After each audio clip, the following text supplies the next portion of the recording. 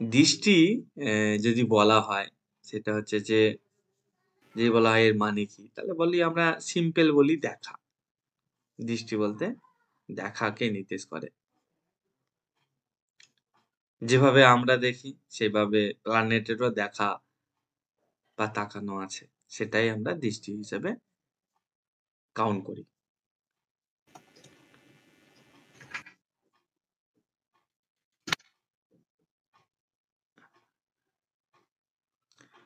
আমরা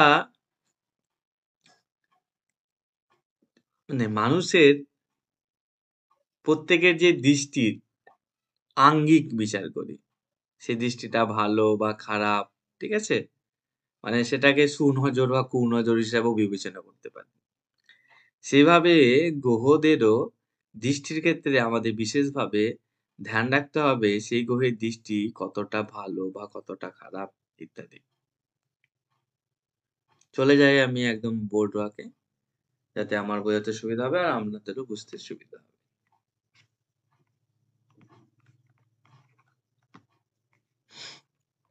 screen share করলাম। এটা একটা ছক, নরমালি বাচ্চার একটা বানানো আছে ব্ল্যাঙ্ক।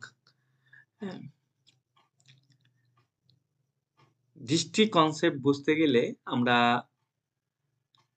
বুঝছি যে সেই গ্রহটা কোথাও একটা দেখছে। কোথাও একটা দেখছে বলতে গেলে কোনো একটা রাশি কিংবা কোনো একটা ভাবে দেখছে। এক্সাম্পল স্বরূপ ধরুন কারো কোনো জন্মছক বা জাতক বা জাতিকার জন্মছকে রবি গ্রহটি এখানে অবস্থান করছে। রবি গ্রহটি এখানেই অবস্থান করছে। তাহলে রবি গ্রহটি কোথায় দেখবে? তার ঠিক সামনের রাশি বা এই যে ভাবটা পড়বে লগ্ন সাপেক্ষে সেখানে। অর্থাৎ আমাদের জন্মছকে গ্রহরা যেখানে অবস্থান করে ঠিক তার সামনের রাশিতে তার দৃষ্টি ইমপ্যাক্ট বা প্রভাব ফেলে। সেটা লগ্ন সাপেক্ষে কাউন্ট করলে ভাবের প্রভাব দেখব। আর রাশি সাপেক্ষে মানে ১২টা রাশি দেখি তাহলে যেমন এখানে আমরা বলতে পারি যে রবি গ্রহটি দৃষ্টি প্রদান করেছে তুলা রাশিতে। প্রত্যেকটা গ্রহ যেখানে অবস্থান করে ঠিক তার সামনের রাশিতেই সেই গ্রহটি দৃষ্টি দেয়। একমাত্র কেতু বাদ দিয়ে। কারণ কেতু কোনো মাথা নেই, তাই তার দৃষ্টি নেই, তার তাকানোর জায়গা আসছে না। তাহলে আমরা খুব সিম্পল ভাবে যেখানে যে গ্রহ বসবে তার ঠিক সামনে দৃষ্টি দেবে। এই সামনে যে দৃষ্টিটা দেয় এটাকে সপ্তম দৃষ্টি বলে। এই সপ্তম দৃষ্টি কিভাবে বুঝবো? যে কেন সপ্তম দৃষ্টি বলা হয়? যদি আমরা হিসাব করি, কাউন্ট করি যে সামনেরটা কত পড়ছে তাহলে বুঝতে পারবো। ধরুন এটা ১, এটা ২ মানে ভাব কাউন্ট করছি বা রাশি কাউন্ট করছি ৩, ৪, ৫, ৬, ৭। তাহলে আমরা দেখলাম যে গ্রহটি যেখানে অবস্থান করছে ঠিক তার সামনে যে রাশিটা পড়ছে বা ভাবটা পড়ছে সেটা ৭ নম্বরে এসেই পড়ছে। এইজন্য আমরা গ্রহদের অবস্থান থেকে তার সামনের রাশি যে দৃষ্টি দেয় সেটাকে আমরা গ্রহদের সপ্তম দৃষ্টি বলি। এই সপ্তম দৃষ্টি আমরা টোটাল ৮ টি গ্রহকেই দেখতে পাবো, কেতু বাদ দিয়ে। নাহলে ৯ টি গ্রহ বলতাম। এই ৮ টি গ্রহরই যেখানে অবস্থান করে তার সামনের রাশি বা ভাবে দৃষ্টি দেয়। এটাকে আমরা কি দৃষ্টি বলি? সপ্তম দৃষ্টি বলি। ধরুন আরেকটা এক্সাম্পল নিই। ধরুন কারো জন্মছকে আমরা খুললাম, খোলার পর দেখছি যে বুধ গ্রহটি এখানে অবস্থান করছে। তাহলে বুধ গ্রহটি ঠিক এই জায়গায় দৃষ্টি দেবে। সামনের রাশি এটাই। তাহলে এইটাই হবে তার সপ্তম দৃষ্টি। ঠিক আছে? এটাই হবে তার সপ্তম দৃষ্টি। যদি এখানে কাউন্ট করি ওটা ৭ নম্বরে এসেই পড়বে। তাহলে আমরা প্রত্যেকটা গ্রহেরই একটা দৃষ্টি আছে সপ্তম, যেটা তার অবস্থানের অপোজিট রাশি বা ভাবে পড়বে। এই দৃষ্টিটা যেহেতু প্রত্যেকটা গ্রহেরই আছে, তাই এই দৃষ্টিটিকে আমরা কমন দৃষ্টি বলি। যেহেতু কমন ব্যাপার, সবারই কাছে আছে। বুধের কাছেও আছে, শুক্রের কাছেও আছে, চন্দ্রের কাছেও আছে, রবির কাছেও আছে, মঙ্গলের কাছেও আছে, বৃহস্পতির কাছেও আছে, শনির কাছেও আছে and রাহুর কাছেও আছে। এই দৃষ্টিটা যেহেতু সবারই কাছে আছে, তাই এই দৃষ্টিকে আমরা কমন দৃষ্টি বলে থাকি। এই কমন দৃষ্টি যেহেতু সবার আছে, সবার এর প্রভাব তো আর সেম হতে পারে না। কোনো গ্রহের দৃষ্টির প্রভাব খুব ভালো হতে পারে, কোনো গ্রহের দৃষ্টির প্রভাব খারাপ হতে পারে। এটা বুঝতে গেলে আমরা খুব সহজে একটা এক্সাম্পল নিলে বুঝে নিতে পারি। ধরুন আমি এবং আরেকজন পার্সন, ২ জন ব্যক্তি রয়েছি। একজন ব্যক্তি খুব ভালো আর একজন ব্যক্তি খুব খারাপ। এই ভালো ব্যক্তি যদি কারোর দিকে তাকায়, যেহেতু সেই ব্যক্তিটা ভালো, এই দৃষ্টিকোণটা তার মধ্যে আগে থেকে বিদ্যমান, সে তাকালে ভাববে যে সে নিশ্চয়ই আমার জন্য কোনো ভালো ভাবনা রাখছে বা ভালো চিন্তা করছে। ঠিক অনুরূপভাবে যদি কোনো একজন খারাপ ব্যক্তি, যেহেতু তার দৃষ্টিকোণটা তার কাছে পরিষ্কার, সে যদি তাকায় তাহলে আমরা মনের মধ্যে বা সেই ব্যক্তি মনের মধ্যে চিন্তা করবে সে নিশ্চয়ই কোনো কুমতলব আছে বা খারাপ কিছু করার চিন্তা ভাবনা করছে। তাহলে দৃষ্টির আঙ্গিকটা সম্পূর্ণ নির্ভর করছে সে ভালো না খারাপ তার উপরে। তাহলে এখানে আমরা যদি ২ নম্বর ক্লাসে শুভ আর অশুভ গ্রহের তথ্যটাকে কাজে লাগাই, তাহলে খুব সহজেই বুঝতে পারবো কোন গ্রহের সপ্তম দৃষ্টি ভালো আর কোন গ্রহের সপ্তম দৃষ্টি খারাপ। অর্থাৎ বৃহস্পতি, শুক্র, চন্দ্র, বুধ এরা হচ্ছে শুভ গ্রহ। এদের সপ্তম দৃষ্টি খুবই ভালো তাহলে। অনুরূপভাবে শনি, মঙ্গল, রাহু এরা হচ্ছে পাপক গ্রহ, মানে অশুভ। তাহলে এদের সপ্তম দৃষ্টি খারাপ বা নেগেটিভ ফল প্রদান করে। কি খারাপ কি ভালো এটা নির্ভর করবে যেই রাশিতে বা যেভাবে দৃষ্টি দিচ্ছে সেই সংক্রান্ত বিচার্যের উপর তার ভূমিকাটা কি রয়েছে। তবে শুভ গ্রহের দৃষ্টি, সপ্তম দৃষ্টি যেখানেই পড়ুক না কেন, আল্টিমেট ওখানে পজিটিভ ফল আশা করা যায়। ঠিক অনুরূপভাবে যেখানে আমরা অশুভ বা পাপক গ্রহ শনি, মঙ্গল, রাহু সপ্তম দৃষ্টি পড়ে যদি দেখি, সেখানে আমরা খারাপ বা নেগেটিভ ফল দেখি আমাদের জীবনে পড়ে বা সমস্যা পাওয়া যায়। তাহলে সপ্তম দৃষ্টি রেজাল্টটা বার করা কঠিন না। শুভ গ্রহের সপ্তম দৃষ্টি শুভ হয়, অশুভ গ্রহের সপ্তম দৃষ্টি অশুভ হয়। কিন্তু এখানে একটি গ্রহ কেতু ছাড়াও আমি নাম বলিনি, যেটি হচ্ছে রবি। রবির শুভ হিসাবে বিবেচিত করব না অশুভ হিসাবে বিবেচিত করব? আসলে প্রত্যেকটা গ্রহের দৃষ্টির মধ্যে রবির দৃষ্টি বা রবির সপ্তম দৃষ্টি সর্বাধিক বলবান। রবির সপ্তম দৃষ্টি কিন্তু খুবই পাওয়ারফুল হয়। কিরকম ভাবে বোঝা যায়? আমরা যেমন আজকে আমরা জানি পূর্ণিমা, হ্যাঁ? আজ হচ্ছে মাঘী পূর্ণিমা। আমরা জানি যে রবির ঠিক সামনের রাশিতে যখন চন্দ্রমা আসে ডিগ্রিগত দিক থেকে ১২ ডিগ্রির অন্তরালে থাকে, যদি আসে তখন পূর্ণিমা হয়। পূর্ণিমায় কি হয়? পূর্ণিমায় চন্দ্র গ্রহটি বলবান হয় বা পাওয়ারফুল হয়। তাহলে চন্দ্রর তো নিজস্ব কোনো ক্ষমতা নেই।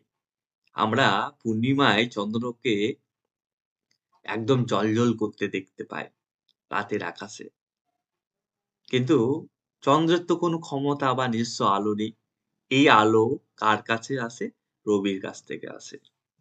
তাহলে রবির সপ্তম দৃষ্টি এতটাই প্রভাব যেখানে সামনে কোনো একটা গ্রহ যার নিজস্ব আলো না থাকা সত্ত্বেও সে কিন্তু সম্পূর্ণ ক্ষমতাবান হয়ে যাচ্ছে।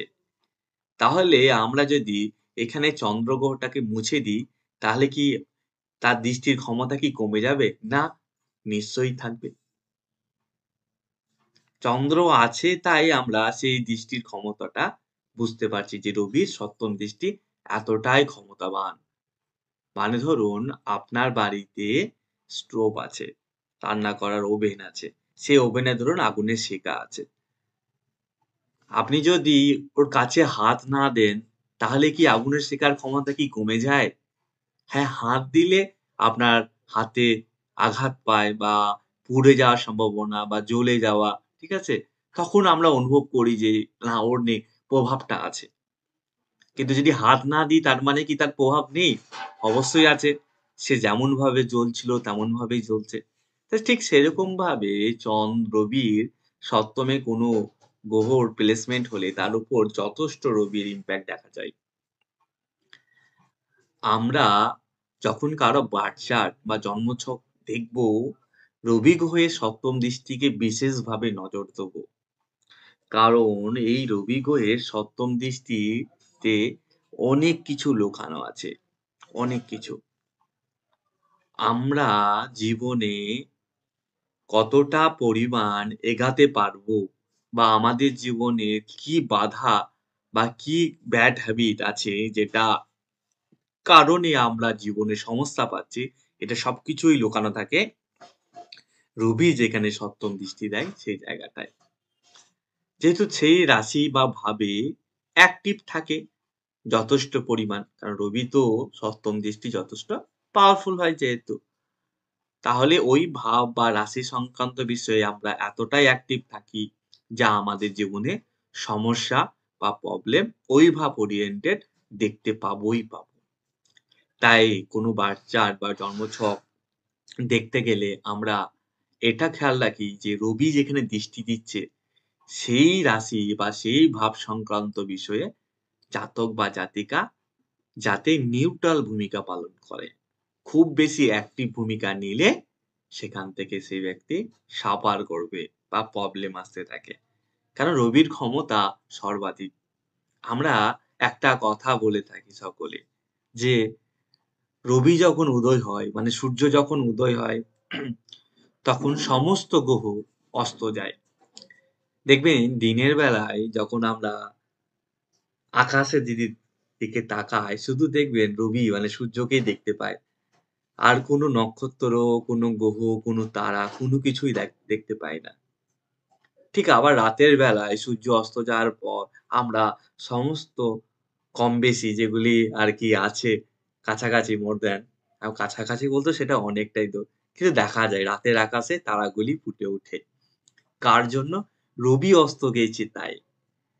তাহলে রবি বার্থ চার্টে একটা বিরাট বড় রোল প্লে করে। রবি যখন উদিত হয় বাকি সমস্ত গ্রহ অস্ত যায়। এই কথার অর্থ হচ্ছে জন্মছকে দিনের বেলায় যারা জন্মগ্রহণ করে তাদের বার্থ চার্টে বা তাদের জন্মছকে রবির বিশেষ গুরুত্ব দেওয়ার কথা বলা হচ্ছে। দিন বলতে সূর্য উদয় থেকে সূর্য অস্ত যাওয়ার সময়কে জ্যোতিষের ভাষায় দিন বলা হয়। সূর্য অস্ত যাওয়া থেকে সূর্য উদয়ের আগে পর্যন্ত সময়কে জ্যোতিষের ভাষায় রাত্রি বলা হয়। এই কারণে যাদের দিনের বেলায় জন্ম তাদের রবি গ্রহের বলবত্তা অনেক কিছু নির্ভর করে তাদের জন্মছকটির উপর। যাই হোক মোদ্দা কথায় ফিরে আসি যে আমরা জানলাম প্রত্যেকটা গ্রহের সপ্তম দৃষ্টি হয় এবং এটা জানলাম রবি সপ্তম দৃষ্টি সর্বাধিক বলবান। এছাড়া বৃহস্পতি, শুক্র, চন্দ্র, বুধ এদের সপ্তম দৃষ্টি শুভ। শনি, মঙ্গল, রাহু এদের সপ্তম দৃষ্টি অশুভ। রবির সপ্তম দৃষ্টির ক্ষেত্রে একটু সাবধানতা অবলম্বন বা নিউট্রাল থাকার কথা বললাম ওই ভাব ওরিয়েন্টেড। কারণ বিশেষ অ্যাক্টিভিটি রাখলে আমাদের ওই ভাবটি আমাদের জীবনে সমস্যা বা প্রবলেম ক্রিয়েট করে। এবার এই সপ্তম দৃষ্টি পড়তে গেলে আরেকটা দৃষ্টির কথা আমরা পাই, যেটাকে সমসপ্তম দৃষ্টি বলি। এই সমসপ্তম দৃষ্টি কিভাবে আসে? এই সমসপ্তম দৃষ্টি সৃষ্টি হয় রবি সরি যেই গ্রহই বসে থাকুক না কেন তার ঠিক অপোজিটে যদি অন্য কোনো গ্রহের প্লেসমেন্ট বা অবস্থান হয় তখন আমরা বলি সমসপ্তম দৃষ্টির সৃষ্টি হচ্ছে। সমসপ্তম দৃষ্টি কি? একটি গ্রহ দেখুন সে অপর গ্রহটিকে দেখছে আবার অপর গ্রহটি সেই গ্রহটিকে দেখছে। অর্থাৎ একে অপরকে দৃষ্টি প্রদান করছে। এইটাকে আমরা জ্যোতিষের ভাষায় সমসপ্তম দৃষ্টি বলে থাকি। সমসপ্তম দৃষ্টি খুব পাওয়ারফুল হয়। অন্য কম্বিনেশন বা কানেকশন যেভাবে আমরা জোড়ালো মনে করি, মানে কোনো গ্রহ যদি একসাথে প্লেসমেন্ট একই রাশিতে থেকে থাকে, সেই কনজাংশনটাকে যেভাবে জোরালো মনে করি, ঠিক সেরকমভাবে সমসপ্তম দৃষ্টির কম্বিনেশনটাকেও আমরা জোরালো মনে করি। আদার্স দৃষ্টি দিয়ে যেভাবে অন্য গ্রহ অন্য গ্রহকে কনজাংশন করতে পারে, সেই কনজাংশনের প্রভাব বা ফলাফল কিছুটা পরিমাণ হলেও কম দেখা যায়। পুরোপুরি বা সম্পূর্ণ ১০০% দেখা যায় না। কিন্তু আমরা সমসপ্তম দৃষ্টি যখন দেখব, তখন কিন্তু তার প্রভাব ১০০% দেখতে পাবো। ঠিক কনজাংশন এর মতো রেজাল্ট দেখা যায়। তাই কখনো কোনো গ্রহ বার্থ চার্টে বা জন্মছকে যদি থাকে একটা রাশিতে, ঠিক তার অপোজিট রাশিতে আরেকটি গ্রহ অবস্থান করে, তাহলে আমরা বলি যে এই দৃষ্টিতে সমসপ্তম দৃষ্টি হচ্ছে। সমসপ্তম দৃষ্টি হলে ওই দুটি গ্রহের মধ্যে কনজাংশনটা খুব জোরালো হয়ে যায়। ওই ওই দৃষ্টির কারণে তার জীবনে, তার লাইফে এক বিশেষ প্রভাব ওই দুটি গ্রহের দেখা যায়। এইজন্য আমরা সমসপ্তম দৃষ্টি বার্থ চার্টে বা জন্মছকে থাকলে তার বিশেষ প্রভাব দেখতে পাবো। যাই হোক, এরপরে আমাদের একটা বিষয় মাথায় রাখতে হবে। আমি যখন দৃষ্টি ১, ২, ৩, ৪, ৫, ৬, ৭ কাউন্ট করা দেখালাম, এখানে আপনারা স্পষ্টভাবে দেখলেন আমি কিন্তু অ্যান্টি ক্লকওয়াইজ আরকি কাউন্ট করলাম। যেহেতু আমাদের জন্মছক গণনার পদ্ধতি হচ্ছে অ্যান্টি ক্লকওয়াইজ, তাই কাউন্ট করলাম। এমনটা যদি ভেবে থাকেন তাহলে সম্পূর্ণ ভুল হবে। কারণ আমরা রাহুকে এইভাবে কাউন্ট করি না। এখানে আমরা কাউন্ট করার প্রসেস বলব না। এখানে আমরা গ্রহের যে চলার পদ্ধতি আছে, সেই পদ্ধতি অনুসরণ করেই আমরা কাউন্ট করব। যেমন রাহু বাদে প্রত্যেকটি গ্রহই, রাহু আর কেতু বাদ দিয়ে প্রত্যেকটি গ্রহই অ্যান্টি ক্লকওয়াইজ ঘোরে। কিন্তু রাহু আর কেতু তো ক্লকওয়াইজ ঘোরে। তাই তাদের দৃষ্টি কাউন্ট হবে, মানে কেতু বাদ দিলে রাহুর দৃষ্টি কাউন্ট হবে কিন্তু ক্লকওয়াইজ। এবার সপ্তম দৃষ্টি আপনি ক্লকওয়াইজ কাউন্ট করুন বা অ্যান্টি ক্লকওয়াইজ কাউন্ট করুন, কোনো যায় আসে না। কারণ সামনেতে গিয়েই দৃষ্টি দেবে। কিন্তু সব গ্রহে শুধু সপ্তম দৃষ্টি আছে এমনটা নয়। সপ্তম দৃষ্টি ছাড়াও কিছু স্পেশাল দৃষ্টি আছে। যেটা আমরা কিছুক্ষণের মধ্যেই জানতে পারবো। তাহলে আমরা এখানে মাথায় রাখবো সবসময় যে অ্যান্টি ক্লকওয়াইজ কাউন্ট করতে হয় এমনটা নয়। রাহুর ক্ষেত্রে যেমন রাহু ঘোরে ঠিক সেরকমভাবে আমরা কাউন্ট করবো বা করে থাকি। এখানে একটা বিষয় আমাদেরকে সকলকে মাথায় রাখতে হবে যে রবি গ্রহ, বুধ গ্রহ, শুক্র গ্রহ এবং চন্দ্র গ্রহ। রবি, বুধ, শুক্র এবং চন্দ্র, এই যে ৪ টি গ্রহ আছে, এদের শুধুমাত্র সপ্তম দৃষ্টি আছে। অর্থাৎ আমরা যে ৮ টা গ্রহের কথা পড়লাম দৃষ্টি, তাদের সকলেরই সপ্তম দৃষ্টি ছিল। কিন্তু আমরা আবার জানছি রবি, চন্দ্র, শুক্র, বুধ, এদের শুধু সপ্তম দৃষ্টি আছে। তাহলে বাকি আরো ৪ টি গ্রহের আমরা স্পেশাল দৃষ্টি দেখতে পাবো। যেমন মঙ্গলের স্পেশাল দৃষ্টি আমরা চতুর্থ আর অষ্টম দেখতে পাবো। আমরা তো মঙ্গলের সপ্তম দৃষ্টি পেয়ে গিয়েছি, সেটাকে আমরা কমন দৃষ্টি বলেছিলাম। তাই আমরা স্পেশাল দৃষ্টি পাচ্ছি কি চতুর্থ আর অষ্টম। অর্থাৎ আমরা যদি দেখি কারো জন্মছকে মঙ্গল ধরুন এখানে অবস্থান করছে, হ্যাঁ? লিখে দিলাম। এই মঙ্গল থেকে ৪ নম্বর ঘরে মঙ্গল দৃষ্টি দেবে। ১, ২, ৩, ৪, অর্থাৎ মঙ্গলের চতুর্থ দৃষ্টি পড়বে এই ঘরটি। ৫, ৫, ৬, ৭, মঙ্গলের যেটা কমন দৃষ্টি আমরা বলেছিলাম, সপ্তম দৃষ্টি পড়বে এই ঘরটে এবং ৮ আর এইখানে দৃষ্টি পড়বে। এই দৃষ্টি কিন্তু গণনা হয় গ্রহটি যেখানে অবস্থান করে সেখান থেকে। এখানে কিন্তু লগ্ন থেকে দৃষ্টির গণনা হয় না। লগ্ন থেকে আমরা দৃষ্টির প্রভাব গণনা করতে পারি। কিন্তু গ্রহের দৃষ্টি গণনা করতে পারি না। তাহলে আমরা যদি কারো কর্কট রাশিতে মঙ্গল অবস্থান করে, তাহলে সেই মঙ্গল দৃষ্টি প্রদান করবে কোথায়? একটি তুলা রাশিতে যেটা চতুর্থ দৃষ্টি, আর একটি অষ্টম দৃষ্টি যেটা কুম্ভ রাশিতে। সপ্তম দৃষ্টি তো কমন দৃষ্টি, ওটা নিয়ে আর কিছু বলছি না। তবে এই চতুর্থ, অষ্টম দৃষ্টি কেমন রেজাল্ট, কি ফলাফল এগুলো নিয়ে আমি বলব। তার আগে বাকি আরো গ্রহগুলির দৃষ্টি সম্পর্কে একটু দেখে নিই। মঙ্গল যেভাবে আমরা চতুর্থ আর অষ্টম দৃষ্টি স্পেশাল পেলাম, ঠিক ওরকম ভাবে বৃহস্পতিকে আমরা পঞ্চম এবং নবম স্পেশাল দৃষ্টি পাবো। বৃহস্পতি যদি এখানে অবস্থান করে, তাহলে এখান থেকে যদি কাউন্ট করেন ৫ নম্বর রাশি এই জায়গাটায় আসবে। অর্থাৎ কর্কটে যদি বৃহস্পতি অবস্থান করে, তাহলে বৃহস্পতির পঞ্চম দৃষ্টি পড়বে বৃশ্চিক রাশিতে। আর বৃহস্পতির নবম দৃষ্টি আছে, স্পেশাল দৃষ্টি বৃহস্পতির ২ টি আছে। একটি পঞ্চম আর একটি নবম। তাই সেই নবম দৃষ্টি পড়বে মীন রাশিতে। এই যে এখানে একটি বিষয় খুব মনে রাখতে হবে আমাদেরকে। যখন কোনো গ্রহ তার নিজের রাশিতে দৃষ্টি দেয়, সেই রাশিটি কিন্তু যথেষ্ট বলবান হয়ে যায়। রাশি সাপেক্ষে এবং ভাব সাপেক্ষে। এই কথাটি আমাদের মাথায় রাখতে হবে। ধরুন এখানে বৃহস্পতি যেভাবে পঞ্চম দৃষ্টি পড়েছে বৃশ্চিক রাশিতে, নবম দৃষ্টি বৃহস্পতির পড়েছে সেটি মীন রাশিতে। এই মীন রাশি হচ্ছে বৃহস্পতির নিজের রাশি।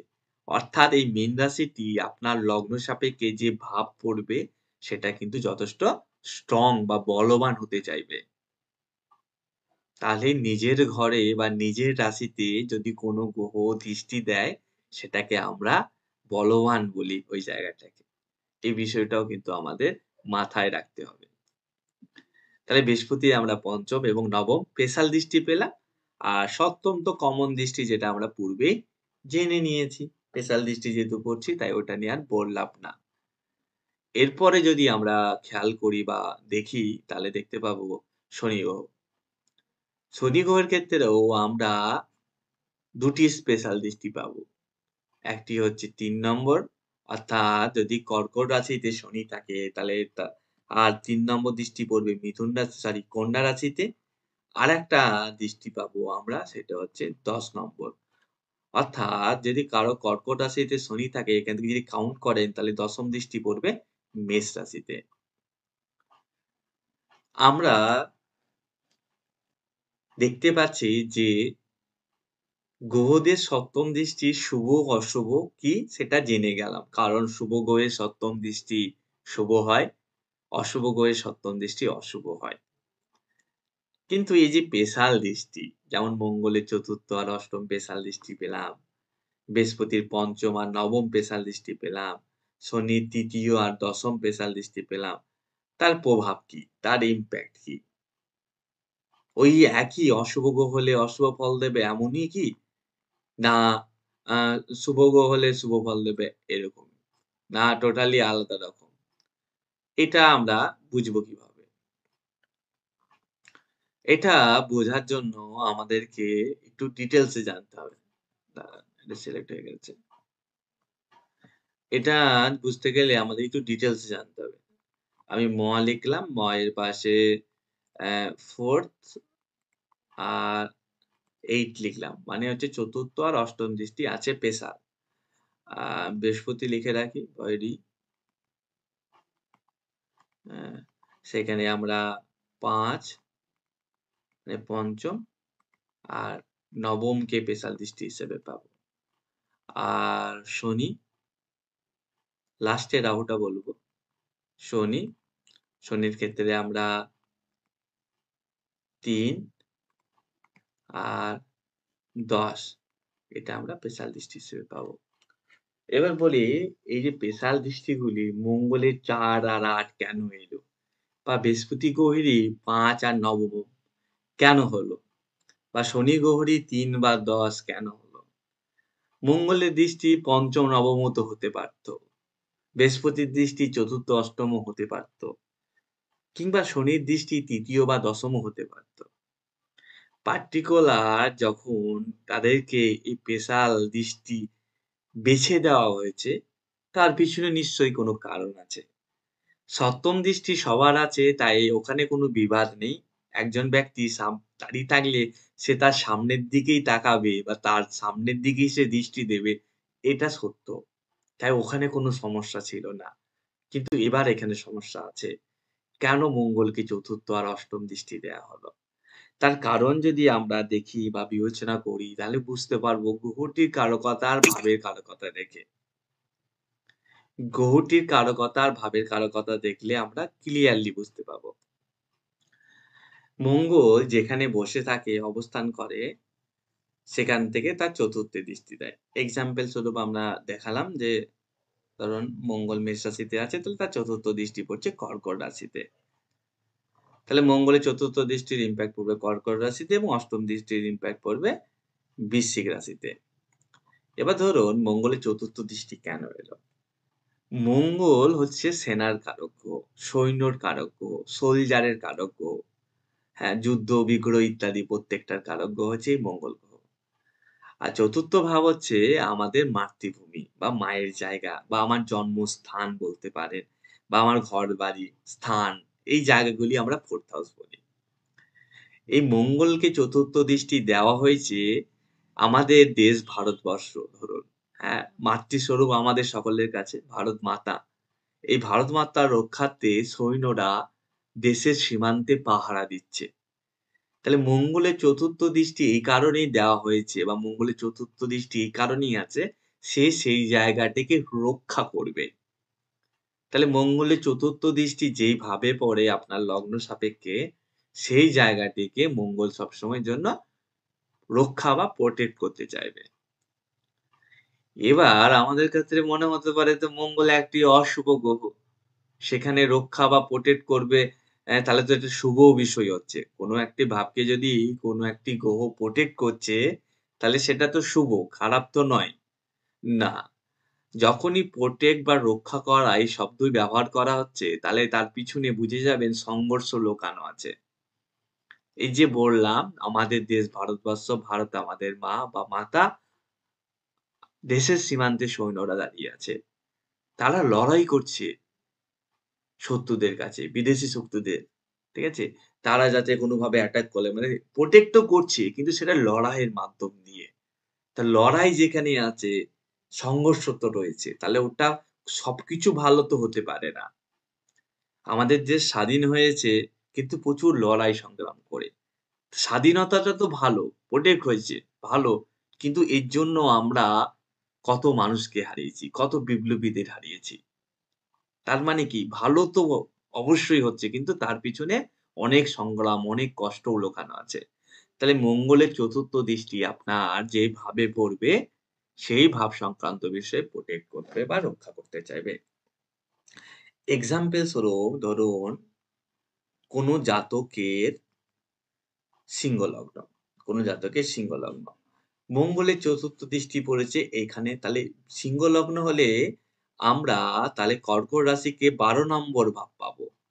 কর্কট রাশিকে আমরা ১২ নম্বর ভাব পাবো। তাহলে এই ১২ নম্বর ভাবটি প্রটেক্ট বা রক্ষা পাবে। ১২ নম্বর ভাব থেকে যে বিষয়গুলি বিচার হয় আমরা আপনাদেরকে বইয়ে যারা আছে তারা তো ভাবের কারকতা আছে, পিডিএফ এও দিয়েছিলাম ভাবের কারকতা। সেখান থেকে ক্লিয়ারলি জানতে পাবো দ্বাদশ ভাব হচ্ছে হাসপাতালের ভাব। দ্বাদশ ভাব হচ্ছে কারাবাস বা জেল যাত্রার ভাব। দ্বাদশ ভাব হচ্ছে রাতে নিদ্রার ভাব, ঘুমানোর ভাব। দ্বাদশ ভাব হচ্ছে ব্যয়ের ভাব। তাহলে এই মঙ্গল গ্রহটি আপনাকে বিশাল বড় কোনো খরচ করতে বাধা দেবে। সেভিংস এর দিকে ধ্যান দেখাতে চেষ্টা করাবে। খরচ তো করবেন। মানে আপনার হাতে টাকা থাকছে না। কিন্তু আপনি তাও চেষ্টা করবেন সেটাকে আটকে রাখার। কারণ মঙ্গলের চতুর্থ দৃষ্টি যেহেতু ওখানে পড়েছে, সেই ভাবটিকে মঙ্গল প্রটেক্ট করতে চাইছে। বা ধরুন আপনার শরীর অসুস্থ হয়েছে, হসপিটালে ভর্তি। শরীর অসুস্থ হয়ে হসপিটালে ভর্তি হওয়া এটা অস্বাভাবিক কিছু না। কিন্তু খুব তাড়াতাড়ি আপনাকে রিকভারি করতে চাইবে। আপনার মধ্যে একটা আলাদা এনার্জি গ্রোথ হবে যে আমি তাড়াতাড়ি সুস্থ হব, তাড়াতাড়ি বাড়ি ফিরবো। তাহলে সবসময়ের জন্য আপনাকে সেফটি দিতে চাইবে। কিন্তু সেফটিটা সহজে না, লড়াই করে, সংগ্রাম করে। তবে আল্টিমেট গুড আমি তো বলেই থাকি যে মঙ্গলের চতুর্থ দৃষ্টি যেখানে পড়ে ব্যক্তি খুব সেফটি পায়। ধরুন কোনো জাতকের জন্মছকে দেখা গেল যে মঙ্গল অবস্থান করছে মঙ্গল অবস্থান করছে ৩য় ভাবে। জাতকের লগ্ন ধরুন কুম্ভ। যাই হোক না কেন ৩য় মঙ্গল আছে। তাহলে এইখান থেকে কাউন্ট করলে এটা আমরা ৬ নম্বর ভাব পাবো। তাহলে এই ৬ নম্বর ভাবে যদি মঙ্গলের দৃষ্টি দিয়েছে তাহলে এটা খুবই ভালো। ভালো কেন? কারণ ৬ষ্ঠ ভাব এমনি শত্রুর ভাব। তাহলে শত্রুরা আপনার ক্ষতি করতে পারবে না। কারণ আপনাকে প্রোটেক্ট করবে শত্রুদের হাত থেকে মঙ্গল। সহজে আপনি হার মানতে চাইবেন না। আপনি লড়াই চালিয়ে যেতে চাইবেন। আপনি আল্টিমেট জয়ী হবেন। কারণ প্রোটেক্ট করলে আল্টিমেট জয়ী হবেন। হ্যাঁ, কিন্তু তার পিছনে আপনার স্ট্রাগল, আপনার সংগ্রাম প্রভৃতি কিছু রয়েছে কিন্তু। আপনার হেলথ খুব তাড়াতাড়ি খারাপ হতে চাইবে না। যদি হয়ও দেখবেন রিকভারি করার জায়গা অটোমেটিক। কেউ আপনার শত্রু, আপনার যদি বিশ্বাসঘাতকতা বা খারাপ করতে চায়, সচরাচর সহজে পারবে না। বরং আপনিই জয়ী হবেন। কারণ আপনার জন্মছকে মঙ্গলের ৪র্থ দৃষ্টি পড়েছে ৬ষ্ঠ ভাবে। এটা খুবই পজিটিভ মনে হচ্ছে। কিন্তু আবারও বলছি তার পিছনে কিন্তু সংগ্রাম, স্ট্রাগল আছে। কিন্তু আল্টিমেট যেহেতু রেজাল্টটা গুড দেখা যায়, এইজন্য মঙ্গলের ৪র্থ দৃষ্টিকে আমরা প্রোটেক্ট বা রক্ষা করার দৃষ্টি হিসেবে চিহ্নিত করব। আমরা মঙ্গলের ৪র্থ দৃষ্টি পাওয়ার পর মঙ্গলের আরেকটা স্পেশাল দৃষ্টি আমরা জেনেছিলাম সেটা হচ্ছে যে এই ৮ম দৃষ্টি। ৮ম দৃষ্টি কি? ৮ম ভাব হচ্ছে আমাদের সমস্যার ভাব। ৮ম ভাব হচ্ছে আমাদের প্রবলেমের ভাব। আমরা দেখবেন যদি আমরা পিডিএফ পড়েন বা বইয়ে দেখেন ৮ম ভাব মানে ৮ম ভাব থেকে কি বিচার হয়, সেখানে এটা একেবারে ক্লিয়ারলি মেনশন করা আছে যে ৮ম ভাব একটা সমস্যার ভাব।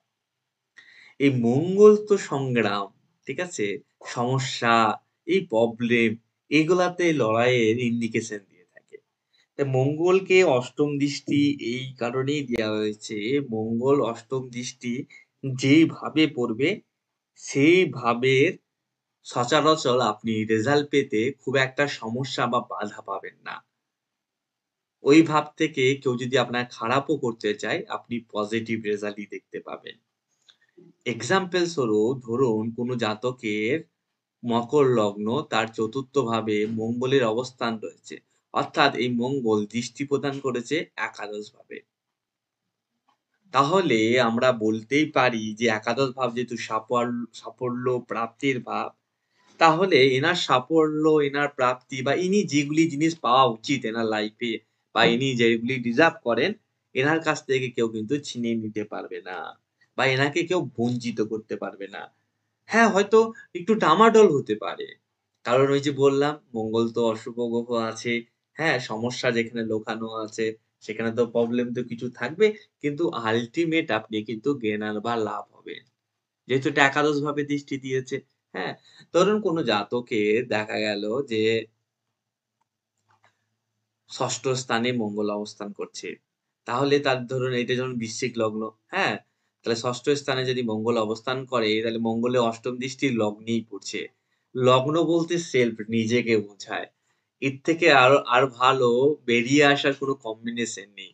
আপনার যদি কেউ ক্ষতি করার চেষ্টা করে বা আপনার যদি কোন রকম কেউ ডামাডোল করার চেষ্টা করে, দেখবেন আপনি কোনো না কোনো বা কারো মাধ্যম হোক বা নিজে হোক ঠিক বেরিয়ে আসতে পারবেন। এজন্য মঙ্গলের ৮ম দৃষ্টি যেখানে পড়ে বা যেই ভাবে পড়ে বা যে রাশিতে পড়ে, হ্যাঁ? সেই ভাব বা রাশি ওরিয়েন্টেড আপনাদের জীবনে সচরাচর সেখানে খুব একটা বড় সমস্যা আসতে দেয় না। কোনো না কোনোভাবে আপনারা সেখান থেকে বেরিয়ে আসতে পারেন। হ্যাঁ? তাহলে খুব একটা নেগেটিভ আমরা ৮ম কে বলতে পারি না। তবে সমস্যা যেহেতু আছে, লড়াই যেহেতু আছে, একেবারেই পজিটিভ এই কথাটিও আমরা বলতে পারি না। নেক্সট আমরা যেটা পাবো সেটা হচ্ছে যে বৃহস্পতি গ্রহ। ধরুন কারো জন্মছকে বৃহস্পতি অবস্থান করছে তুলা রাশিতে। তাহলে বৃহস্পতির ৫ম দৃষ্টি পড়ছে এই কুম্ভ রাশিতে এবং বৃহস্পতির ৯ম দৃষ্টি পড়ছে সেটি হচ্ছে মিথুন রাশিতে। যেভাবে আমরা মঙ্গলের দৃষ্টি পড়লাম যে বিশেষ কারণে মঙ্গলের দৃষ্টি এসেছে ঠিক সেরকম ভাবে আমরা এটাও জানতে পারবো যে বৃহস্পতিরও কিন্তু স্পেশাল দৃষ্টিগুলির বিশেষ কিছু কারণ আছে। বৃহস্পতির পঞ্চম দৃষ্টি যদি আমরা পঞ্চম ভাব পড়ি মানে বইয়ে বা গ্রন্থে, তাহলে দেখতে পাবেন ওখান থেকে আমাদের পূর্বজন্মটা বিচার হয়। আমাদের পুণ্য বিচার হয়। বৃহস্পতি গ্রহের পঞ্চম দৃষ্টি সর্বাধিক স্পেশাল দৃষ্টিগুলির মধ্যে শুভ ধরা হয়ে থাকে। মানে মঙ্গল, বৃহস্পতি, শনি, রাহু যাবতীয় যে গ্রহগুলি স্পেশাল দৃষ্টি আছে, সর্বাধিক শুভ ধরা হয় বৃহস্পতির পঞ্চম দৃষ্টিকে। কারণ পঞ্চম দৃষ্টি বৃহস্পতি গ্রহ আপনার পূর্বজন্মের শুভ কর্মগুলির পুণ্য বহন করে নিয়ে আসে। আপনার পূর্বজন্মের শুভ কর্মগুলির পুণ্য বহন করে নিয়ে আসে কে? বৃহস্পতি। এই বৃহস্পতি পঞ্চম দৃষ্টি যেখানেই পড়ে আপনার লাইফে সেই ভাব ওরিয়েন্টেড বিশাল শুভত্ব দেখতে পাবেন। সেই ভাব ওরিয়েন্টেড আপনি জীবনে সফলতা পাবেন। সেই ভাব ওরিয়েন্টেড আপনি লাইফে এগাতে পারবেন। আমি এমনকি এই কথাটাও পর্যন্ত বলে থাকি যে, কোনো জাতক বা জাতিকা যদি কেরিয়ারে সফলতা পাচ্ছে না, কর্মে বাধা পাচ্ছে, উন্নতি হচ্ছে না, সোজা তার জন্মছকে দেখুন বৃহস্পতি কোথায় পঞ্চম দৃষ্টি দিয়েছে। যেইভাবে পঞ্চম দৃষ্টি দেবে, সেই ভাব ওরিয়েন্টেড সেই জাতক বা জাতিকা দেখবেন সফলতা পাবেনই পাবেন। সেই ভাব ওরিয়েন্টেড সে যদি কর্ম করে দেখবেন সে সফলতা পাবে। এক্সাম্পল স্বরূপ ধরুন কারো জন্মছকে ধরুন মিথুন লগ্ন। তাহলে বৃহস্পতি গ্রহটি পঞ্চম ভাবে অবস্থান করছে। হ্যাঁ? পঞ্চম ভাবে অবস্থান করছে। তাহলে কথায় পঞ্চম দৃষ্টি পড়েছে? নবম ভাবে পড়ছে। কথায় পঞ্চম দৃষ্টি পড়বে? নবম ভাবে পড়বে তাদের। ঠিক আছে? সিংহ রাশিটা হচ্ছে তাহলে কুম্ভ রাশিটা হচ্ছে নবম ভাব। তাহলে নবম ভাব হচ্ছে সৌভাগ্যকে রিপ্রেজেন্ট করে। নবম ভাব গুরুকে, টিচারকে। ধরুন ইনি যদি কেরিয়ারে বেকারত্ব পায় বা সাফার করে, আপনি সোজা বলুন আপনি টিচিং ওরিয়েন্টেড প্রফেশন এ যান। গুরু ওরিয়েন্টেড, ধর্ম ওরিয়েন্টেড, রিলিজিয়ন, পৌরোহিত্য এই ওরিয়েন্টেড প্রফেশন এ যান। কারণ এখানে আপনার পূর্বজন্মের পুণ্য সঞ্চয় করা আছে। এক কথায় বলতে চাইছি আপনাদের জন্মছকে বৃহস্পতি পঞ্চম দৃষ্টি যেখানেই পড়ে পূর্বজন্মে ওই ভাব ওরিয়েন্টেড কর্ম করে রেখেছেন, গুড কর্ম করে রেখেছেন। তাই ওই ভাব ওরিয়েন্টেড যেটা অন্যরা ডিফিকাল্টি ফেস করবেন, আপনারা কিন্তু গুড ফেস করবেন। মানে ধরুন এই যে জন্মছকে দেখলেন যে বৃহস্পতির পঞ্চম দৃষ্টি নবম ভাবে পড়েছে, তাহলে এনার ভাগ্যেও সহায়তা যখন দরকার সবসময় কিন্তু না কথাটা। যখন দরকার ইনি কিন্তু ঠিক ভাগ্যের সহায়তা পাবে। যেহেতু বৃহস্পতি পঞ্চম দৃষ্টি নবম ভাগ্যভাবে পড়েছে। ইনি যদি টিচার হতে চান অবশ্যই ভালো হতে পারবেন। কারণ না এটা তার আগের জন্মের সাথে কানেক্টেড। এবার ধরুন আমরা যদি দেখি বা ভাবি তাহলে একটা বিষয় ধরুন কারো জন্মছকে ধরুন দেখলাম যে কর্কট লগ্ন। হ্যাঁ? কর্কট লগ্ন হলে তাহলে বৃহস্পতি চতুর্থে বসে আছে, পঞ্চম দৃষ্টি পড়েছে অষ্টম। এটা খুবই ভালো বলা হয়। আমরা যদি খেয়াল করি বা দেখি যত সফল ব্যক্তিরা আছে যারা খুবই সাধারণ পরিবার থেকে বড় হয়ে উঠেছে এবং উচ্চ থেকে উচ্চতর পদে পৌঁছেছে। যেমন আমাদের চিফ মিনিস্টারের জন্মছকও দেখতে পাবেন, আমাদের প্রাইম মিনিস্টারের জন্মছকও দেখতে পাবেন। এরকম বহু অসংখ্য মানুষের জন্মছকে দেখতে পাবেন। কথায় চতুর্থে বৃহস্পতির অবস্থান। এই চতুর্থ বৃহস্পতি কিন্তু একটা বিরাট বড় পজিটিভ ভূমিকা পালন করে। কারণ অষ্টমে বৃহস্পতির দৃষ্টি পড়া পঞ্চম বিশেষ শুভ। কারণ কি? অষ্টম হচ্ছে সমস্যারই ভাব। অর্থাৎ বৃহস্পতির পঞ্চম যেহেতু পূর্বজন্মের পুণ্য সঞ্চয় করে নিয়ে এসেছে, তাহলে আপনার জীবনে সমস্যা আসবে না এটা বলা যাবে না। কারণ সমস্যা আসবে তবেই না সমাধানটা হবে। তাহলে এনাদের জীবনে সমস্যা আছে। এটা তো অস্বীকার করতে যাবে না। কিন্তু এরা যেকোনো সমস্যা থেকে বেরিয়ে আসতে পারে। যেকোনো সমস্যার সমাধানের পথ দেখতে পারে। বা ধরুন কারো চতুর্থে বৃহস্পতি আছে আপনাদেরই কারো জন্মছকে, দেখা গেল আপনি জ্যোতিষ হতে চাইছেন। খুব ভালো জ্যোতিষ হতে পারবেন। চেষ্টা করলে খুব ভালো। কারণ আপনি আগের জন্মেও জ্যোতিষ ওরিয়েন্টেডলি কানেক্টেড ছিলেন। এটা ধরেই চলে। কারণ 8th হাউসে যেহেতু জুপিটার বা বৃহস্পতি গ্রহের পঞ্চম দৃষ্টি আছে। পঞ্চম দৃষ্টি খুবই শুভ। যেখানেই পড়ে সেই ভাবটাকে একেবারে শুভত্ব করে তোলে। ধরুন কারো জন্মছকে বৃহস্পতি গ্রহ নবমী অবস্থান করছে। তাহলে সেই বৃহস্পতি কথায় পঞ্চম দৃষ্টি দেবে। ধরুন এক্সাম্পল ধরুন কুম্ভ লগ্ন। তাহলে নবম ভাবে হচ্ছে বৃহস্পতি অবস্থান করছে তুলা রাশিতে। তাহলে বৃহস্পতি পঞ্চম দৃষ্টি পড়বে লগ্নেই। তাহলে তার তনুটাই শুভ হয়ে যাচ্ছে। তার তনু বা দেহটাই পজিটিভ হয়ে যাচ্ছে। তাহলে কি হবে? এই ব্যক্তি যেখানে যাবে, যে সমাজে থাকবে, যে সোসাইটিতে থাকবে বা যেরকম বন্ধু-বান্ধবদের সাথে মিশবে তাদের সবারই কিন্তু উন্নতি হতে দেখতে পাবেন। কারণ তার দেহটাই পূর্বজন্মের শুভত্ব বহন করছে। অনেক ক্ষেত্রে দেখা যায় না কোনো ব্যক্তি দোকানে বিক্রি বাট্টা হচ্ছিল না। সেই ব্যক্তিটি যাওয়ার পর দেখবেন লম্বা লাইন লেগে গেল দোকানে। খদ্দের মানে কাস্টমার ছিল না, কাস্টমার প্রচুর চলে এলো। সেই পারসনটি যাওয়ার পর। কারা? যাদের জন্মছকে বৃহস্পতি লগ্নে দৃষ্টি দেয়, পঞ্চম দৃষ্টি বা লগ্নপতির উপর পঞ্চম দৃষ্টি পড়ে বা বৃহস্পতির শুভ দৃষ্টি পড়ে, তারাই তাদের মধ্যে এটা মানে লগ্নপতি বা লগ্ন কিন্তু। তাদের মধ্যে এই জিনিসটা কিন্তু আসে। তারা যেই দোকানে যায় সেই দোকানে লম্বা লাইন লাগতে শুরু করে দেয়। হ্যাঁ? বিক্রি বাট্টা যদি ওই দোকানের না হয় ওরা গেলে বিক্রি বাট্টা বেড়ে যাবে। এটা অনলি ফর জুপিটার বা বৃহস্পতির কারণে হয়। তো বৃহস্পতি লগ্নে দৃষ্টি দেওয়া, পঞ্চম দৃষ্টি ভালো। আসলে বৃহস্পতির পঞ্চম দৃষ্টি যেখানেই পড়বে একটা কথা পরিষ্কারভাবে মাথায় রাখবেন যে আপনি সেই ভাব ওরিয়েন্টেড চেষ্টা করলে খুব বড় জায়গায় অ্যাচিভমেন্ট করতে পারবেন। খুব বড় সফল হতে পারবেন। খুব মানে ভালো ফল নিতে পারবেন। সেটা যেই ভাব ওরিয়েন্টেড। কারো যদি ২য় ভাব হয় তাহলে অর্থ, পয়সা, টাকা-কড়ি, 4th হাউস এ পঞ্চম দৃষ্টি হলে ঘর, বাড়ি, ফ্যামিলি, ঠিক আছে? পঞ্চম ভাবে পঞ্চম প্রচুর জ্ঞান, নলেজ, ঠিক আছে? ষষ্ঠ ভাবে হলে ভালো কেরিয়ার, কর্মসংস্থান, সপ্তম ভাবে হলে ব্যবসা, বিজনেস পার্টনার, অষ্টম বলে যেকোনো সমস্যা থেকে বেরিয়ে আসা। মানে আল্টিমেট জুপিটারের পঞ্চম দৃষ্টি ভেরি গুড। যার যেখানে পঞ্চম দৃষ্টি পড়বে এটা ধরেই চলুন যে সেই ভাব ওরিয়েন্টেড আপনারা একটা হিউজ গুড বা পজিটিভ রেজাল্ট দেখতে পাবেন। এবার আসি বৃহস্পতির নবম দৃষ্টির ক্ষেত্রে। বৃহস্পতির নবম দৃষ্টি, নবম ভাব হচ্ছে আমাদের গুরু বা পিতার ভাব। এই পিতা বলতে পূর্বপুরুষদের কথাও কিন্তু আমরা এই নবম ভাবে পাই। এইজন্য নবম ভাবকে আমি ট্র্যাডিশন এর ভাব বলি। ট্র্যাডিশন বলতে সংস্কৃতি বা ঐতিহ্যের ভাব বলি আমরা। ধরুন কারো জন্মছকে আমরা দেখলাম বাচ্চাটা ওপেন করার পর যে তার নবম দৃষ্টি কোনো একটা ভাবে পড়েছে। আসলে নবম দৃষ্টি কি বহন করে? নবম দৃষ্টি বহন করে আমাদের পিতা, পূর্বপুরুষদের ব্লেসিং। মানে আপনাদের দাদু, ঠাকুরদা, ঠিক আছে? তাদের যদি ব্লেসিং খোঁজেন কথায় আছে, সেটা পাওয়া যায় বৃহস্পতি গ্রহটি নবম দৃষ্টি যেখানে পড়েছে, সেই ভাব ওরিয়েন্টেড বিষয়ে আপনার পূর্বপুরুষদের ব্লেসিং আছে। তাহলে পূর্বপুরুষদের ব্লেসিং টা কিরকম কাজ করে? ধরুন কারো একটি এক্সাম্পল দিয়ে দিই তাহলে আরো ক্লিয়ার হবে।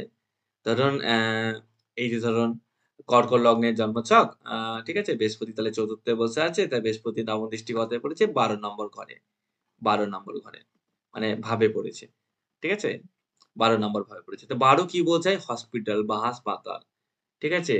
তারপরে ক্ষতি, তারপরে কি বলবো? রাতে নিদ্রায় সমস্যা, নানান রকম দ্বাদশ ভাব যা বোঝায়। তাহলে এইগুলিতে না ব্লেসিং কাজ করবে। তাহলে ইনি খুব একটা বড় জটিল সমস্যায় কোনদিনও পড়বে না। সমস্যা পড়লেও ইনি বেরিয়ে আসতে পারবেন বা মানে বেরিয়ে কারণ হচ্ছে তার উপর পূর্বপুরুষদের ব্লেসিং আছে ওই ১২ নম্বর ভাবে। বড় ধরনের লস খাবে না। বড় ধরনের ইনভেস্ট করে ক্ষতি হবে না। মানে আল্টিমেট পজিটিভই আছে। হ্যাঁ? বিশাল কিছু এনার কেউ মানে ক্ষতি করতে পারবে না। বেরিয়ে মানে আল্টিমেট ইনি বেরিয়ে আসতে পারবেন। তার কারণ হচ্ছে জুপিটারের নবম দৃষ্টি যেখানেই পড়ে সেটা আমরা পূর্বপুরুষদের ব্লেসিং বলি ওখানে আছে। কারো যদি ধনস্থানে যদি নবম দৃষ্টি পড়ে এর থেকে তো আর শুভত্ব কিছু হয় না। কারণ আপনার মানে ধন সম্পত্তি, অর্থ মানে না চাইতেই যেন রেডিমেড একটা অপশন আ জীবনে কিন্তু খোলা থাকবে। কারণ পূর্বপুরুষদের ব্লেসিং আছে সেখানে। তাই বৃহস্পতি নবম দৃষ্টি যেখানেই পড়বে সেটাও খুবই শুভ, খারাপ নয়। তবে আমরা এটা মাথায় রাখবো যে বৃহস্পতি নবম দৃষ্টি যেখানে পড়ে সেখানে আমরা পূর্বপুরুষদের ব্লেসিং কিন্তু দেখতে পাই। হ্যাঁ? তবে আল্টিমেট পজিটিভ ব্লেসিং আছে মানে পজিটিভই রেজাল্ট কম বেশি ওই ভাব ওরিয়েন্টেড দেখা যায়। বৃহস্পতি গ্রহের পর আমরা পাবো যে গ্রহটি আলোচনায় সেটি হচ্ছে যে শনি গ্রহ। বৃহস্পতি আমরা ৫ম নবমের পর শনি গ্রহের ২ টো দৃষ্টি পাই। একটা হচ্ছে ৩ নম্বর দৃষ্টি বা তার দৃষ্টি, আরেকটা হচ্ছে ১০ নম্বর দৃষ্টি। ৩য় দৃষ্টি পড়ছে এই জায়গাটায়, আর ১০ম দৃষ্টি পড়ছে এই জায়গাটায়। মানে মেষ রাশিতে ১০ম দৃষ্টি যদি কর্কটে যদি থাকে আরকি শনি, তাহলে মেষ রাশিতে ১০ম দৃষ্টি পড়বে আর মিথুন রাশিতে ৩য় দৃষ্টি পড়বে। এবার তৃতীয় দৃষ্টিটা কেন এলো এটা আগে বুঝে নিতে হবে। দেখুন তৃতীয় আমাদের চেষ্টা বা এফোর্টের ভাব তো। শনি তো আমাদের কর্মের কারক গ্রহ। শনিকে তৃতীয় দৃষ্টি দেওয়া হয়েছে আমাদের ওই ভাব ওরিয়েন্টেড চেষ্টা আরো বাড়াতে বলছে।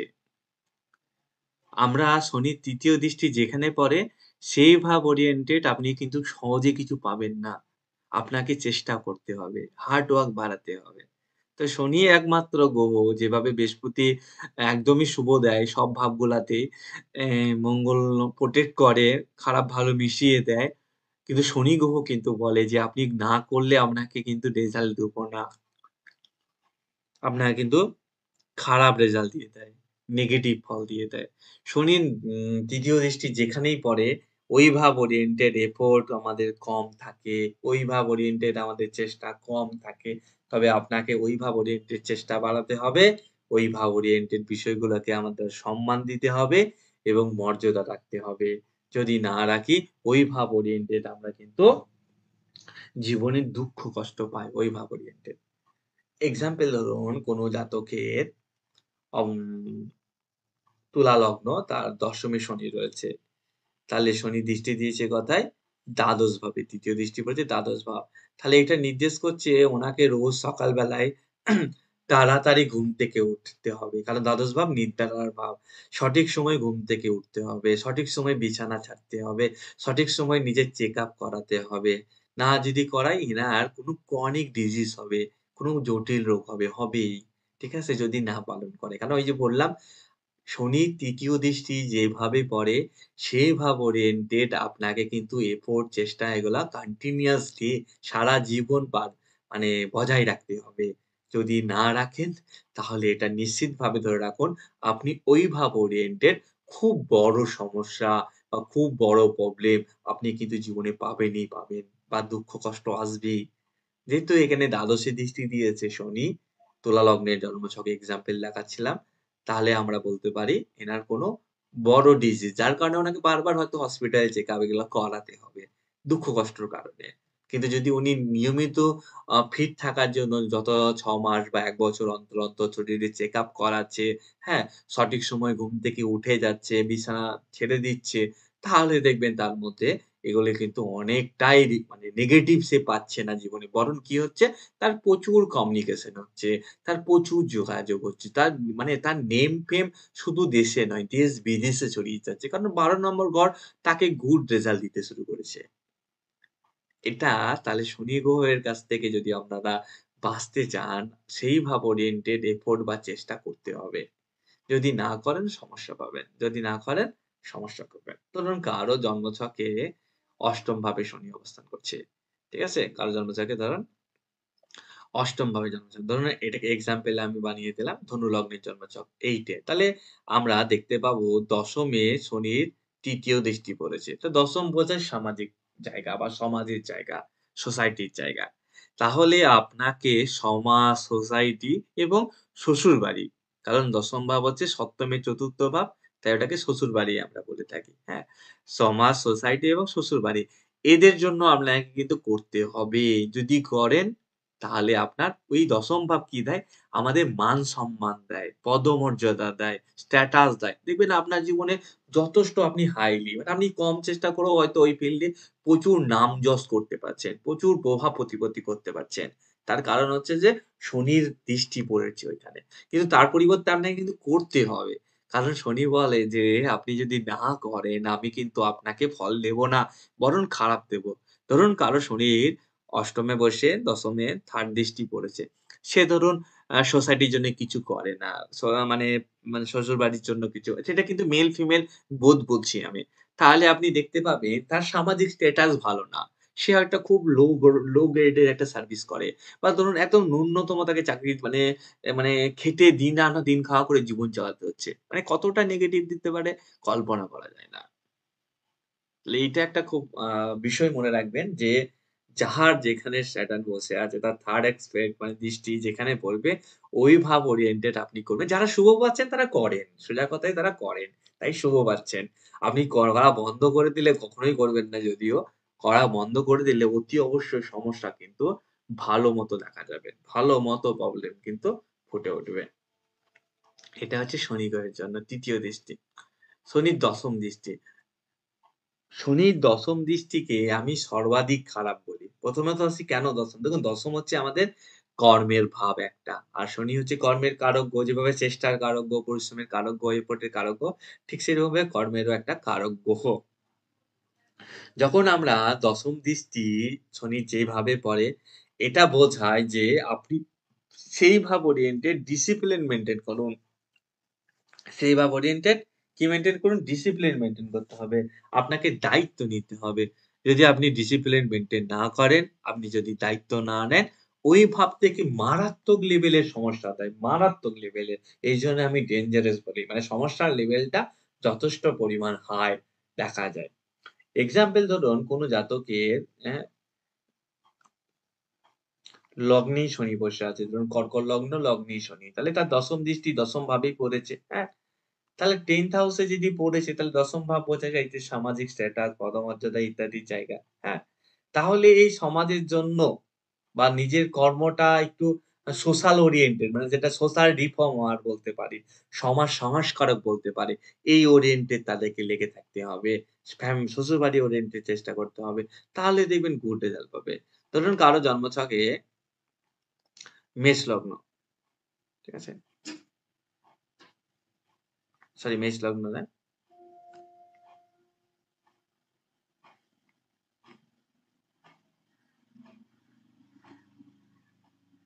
হ্যাঁ, মেষ লগ্নই। মেষ লগ্ন হলে তাহলে ধরুন তার দশম দৃষ্টি কোথায় পড়ছে? লগ্নেই পড়ছে। এবার লগ্ন বলতে সেলফ কে বোঝায়। তাহলে যে মানে এটা কতটা পরিমাণ নেগেটিভ হতে পারে যদি কারো চতুর্থে শনি থাকে, তাহলে তাকে সর্বদা অ্যাক্টিভ থাকতে হবে। সর্বদা কর্মতৎপরতা থাকতে হবে। তাকে সর্বদা যেকোনো কাজ দিলে সেটা দায়িত্ব সহকারে পালন করতে হবে। যদি না করেন আপনার হেলথ খারাপ হয়ে যাবে, আপনার কোনো ক্রনিক ডিজিজ হয়ে যাবে, আপনার জীবনে আপনি প্রতিষ্ঠা পাবেন না, আপনার লাইফে সাফার করাবে ইত্যাদি, ইত্যাদি নেগেটিভ। মানে শনি গ্রহের দৃষ্টির সিম্পল থিওরি যেখানে দৃষ্টি দেয় তৃতীয় বা দশম সেই ভাব ওরিয়েন্টেড কর্তব্য করুন, ডিসিপ্লিন মেইনটেইন করুন, দায়িত্ব পালন করুন। আপনি ওই ভাব ওরিয়েন্টেড গুড রেজাল্ট দেখতে পাবেন। যদি না করেন তাহলে ওই ভাব ওরিয়েন্টেড আপনি সমস্যা বা প্রবলেম দেখতে পাবেন। এটা হচ্ছে শনি গ্রহের দৃষ্টির ফল। এবার আমরা যে গ্রহটি শেষে পড়ব বলেছিলাম সেটি হচ্ছে যে রাহু। রাহু আমাদের দৃষ্টিগুলি আগে কি, কি সেটা আগে জেনে নিই। তাহলে আমাদের সুবিধা হবে। রাহুর দৃষ্টি হচ্ছে রাহুর দৃষ্টি হচ্ছে সেটি হচ্ছে যে পঞ্চম দৃষ্টি, সপ্তম লিখছি না ওটা কমন যেহেতু সবারই আছে, নবম দৃষ্টি আর 12। এটা হচ্ছে এই ৩ টে হচ্ছে রাহুর স্পেশাল দৃষ্টি। হ্যাঁ? রাহু যেখানে অবস্থান করে সেখান থেকে দৃষ্টিগুলো একটু উলটপালট করে কাউন্ট হয়। কারণ ওই যে বললাম আমি যে রাহুর ক্ষেত্রে একমাত্র আমরা ক্লকওয়াইজ কাউন্ট করে থাকি। এই যে রাহুর মুভমেন্টটা আমরা দেখতে পাই যে ক্লকওয়াইজ ঘুরে থাকে। ঠিক আছে? যাই হোক, এই যে ধরুন রাহু। তাহলে রাহুর পঞ্চম দৃষ্টি কোথায় পড়বে? এখান থেকে এখানে পড়বে পঞ্চম দৃষ্টি। ঠিক আমি ধরুন ক্লকওয়াইজ কাউন্ট করলাম এবার। হ্যাঁ? রাহুর পঞ্চম দৃষ্টি পড়বে। যদি তুলা রাশিতে রাহু থাকে কারো জন্মছকে তাহলে তার রাহুর পঞ্চম দৃষ্টি আমরা দেখতে পাবো মিথুন রাশিতে পড়েছে। সপ্তম তো সামনেই পড়বে ওটা নিয়ে বলছি না। নবম দৃষ্টি কোথায় পড়বে? নবম দৃষ্টি পড়বে কুম্ভ রাশিতে। নবম দৃষ্টি পড়বে কুম্ভ রাশিতে। আর পড়বে কোথায়? দ্বাদশ দৃষ্টি পড়বে তার ঠিক পিছনে। এখানে একটা অনেকে ভাবে যে গ্রহরা সামনে তাকাতে পারে, সাইডে তাকাতে পারে, পিছন দিকে কি করে তাকাতে পারে কোনো গ্রহ? এটা তো পসিবল না। ১২ নম্বর ঘরে তো ঘোরানো যায় না মাথা। সেইজন্যই মানে এটা খুব সহজ বিষয়। কারণ দেখুন রাহু আমাদের মাথাকে বোঝায়, ধড়কে না। রাহু তার মাথাকে ৩৬০ ডিগ্রি মুভ করাতে পারে। তাই রাহু দ্বাদশে দৃষ্টি দেওয়াটা কোনো অস্বাভাবিক কিছু না। এটা একটা স্বাভাবিক বিষয়। ঠিক আছে? এবার আসি বিষয়ের রেজাল্ট গুলি। রাহুর পঞ্চম দৃষ্টি।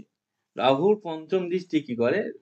যেখানে রাহুর পঞ্চম দৃষ্টি পড়ে সেটাকে বৃদ্ধি করে। সময়ের সাথে, সাথে কি করতে চায়? বাড়াতে চায়। সময়ের সাথে, সাথে দেখবেন সেটাকে বাড়ায় লাইফে বা জাতকের জীবনে। এক্সাম্পল ধরি, আমি কথাটা বানিয়ে বলছি।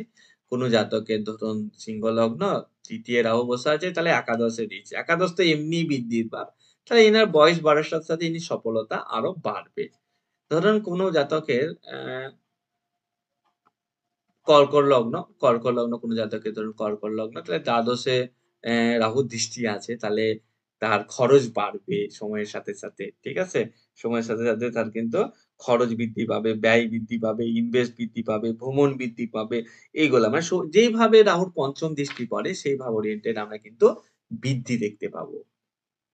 নবম দৃষ্টি কি করে? নবম দৃষ্টির কাজ হচ্ছে সেই ভাব ওরিয়েন্টেড বিষয়ে আপনাকে অপরচুনিটি আনে। কিন্তু এটা কনফার্ম করে না যে অপরচুনিটিটাকে আপনি কাজে লাগাতে পারেন। মানে ধরুন কোন জাতকের আমি কথা মানে এক্সাম্পল দিই। ধরুন হচ্ছে সিংহ লগ্নের জাত সপ্তমে নবম দৃষ্টি পড়েছে। তাহলে ভালো, ভালো পাত্রীর যোগাযোগ আসবে। কিন্তু যে ওটা বিয়ে হবে কিনা এটা কনফার্মেশন দিবে না। হ্যাঁ, মানে বা ভালো, ভালো পাত্রের যোগাযোগ আসবে। সেটা একটা বিবাহ হবে কি না এটা কনফার্মেশন করে না। রাহুর নবম দৃষ্টি এটাই বলে যে আপনার যেখানে রাহুর নবম দৃষ্টি পড়েছে, হ্যাঁ? তা এটা নির্দেশই করবে যে আপনি সেইভাবে ওরিয়েন্টেড আল্টিমেট সুযোগ পাবেন লাইফে, অপরচুনিটি পাবেন। মানে ধরুন কথার মানে বলছি, কোন জাতকের মীন লগ্ন, ঠিক আছে? কোন জাতকের মীন লগ্ন। তাহলে তার নবম দৃষ্টি কোথায় পড়ছে? দ্বাদশভাবে পড়েছে। তাহলে মানে এনার বাইরে যাওয়ার মানে হয়তো সম্ভাবনাই ছিল না। কিন্তু হঠাৎ করে সুযোগ পেয়ে যাবে বাইরে যাওয়ার। এবার সেটা যে উনি ট্যাকেল করে যেতে পারবেন কিনা ওইটা উনার বিষয়। মানে হঠাৎ করে মানে উনার কোন প্ল্যানিংই নেই যে উনি যাবেন কি। ঠিক আছে? এই জিনিসগুলো আপনারা দেখতে পাবেন। মানে আল্টিমেট নবম দৃষ্টি যেখানে পড়ে সেই ভাব ওরিয়েন্টেড আপনাকে লাইফে হুটহাট করে সুযোগ বা অপরচুনিটি ক্রিয়েট করায়। এবার ওটাকে কিভাবে আপনি কাজে লাগাবেন সেটা আপনার বার্থ চার্টের বাকি গ্রহটা নিয়ন্ত্রণ করে অনেকটা। তবে সুযোগ আসে এটা কনফার্ম করে। ওকে? আরেকটা আছে সেটা হচ্ছে যে রাহুর দ্বাদশ দৃষ্টি যেখানে পড়ে সেই ভাবের গুণকে বৃদ্ধি করে। ধরুন কারো আ রাহুর দ্বাদশ দৃষ্টি নবমে পড়েছে। ঠিক আছে? তাহলে তার ভাগ্য, লাক, পড়াশোনা, এডুকেশন, হায়ার এগুলা না কোথাও লাইফে প্রোগ্রেস এর দিকে যথেষ্ট হেল্প করবে। মানে বৃদ্ধি করে। মানে কম হয় না। যথেষ্ট পরিমাণ ঠিকঠাক জিনিস দিয়ে দেয়। সব ঠিকঠাক। তা রাহুর নবম দ্বাদশ দৃষ্টি যেখানে পড়ে সেই ভাবের গুণকে, ওই যে গুণ বললাম পড়াশোনা, আ ধর্ম, ঠিক আছে? বা আপনার অ্যা কি বলবো তীর্থস্থান, জায়গা যাওয়া, পিতা এদের এই বৈশিষ্ট্যগুলো না কিছুটা পরিমাণ বৃদ্ধি করে দেয়। কারণ রাহুর দ্বাদশ দৃষ্টি সেই ভাবের গুণকে একটু বাড়িয়ে তোলে। এইভাবে আমরা প্রত্যেকটা গ্রহের দৃষ্টিগুলিকে কিন্তু ডিটেইলস এ জেনে নিলাম। ঠিক আছে? এরপরে আমরা কনজাংশন দৃষ্টির কথা পড়ব। কনজাংশন দৃষ্টি পড়ার আগে আপনাদের কাছে আমার প্রশ্ন রইলো যে, যে কোনো সমস্যা থাকে বুঝতে জিজ্ঞাসা করতে পারেন।